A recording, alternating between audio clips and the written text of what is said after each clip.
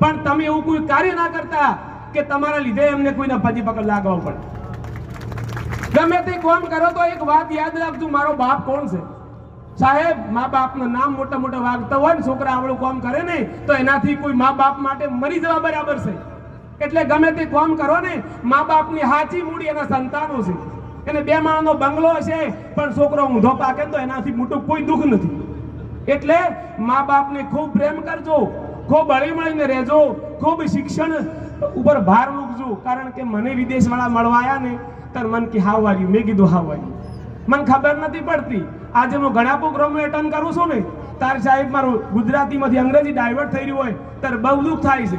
એટલા માટે ભણ્યા વગર ખેતી નહીં થાય। આ સમાજને એક વિનંતી કરું છું કે કનવરજીભાઈની જ્યારે ત્યારે ખેતીમાં જરૂર પડે ને તો અડધી રાતે કનવરજી બેઠો છે। મારી ઓફિસમાં હું ક્યારેય કોઈને જાત વિશે પૂછતો નથી, હું માનવતાવાદને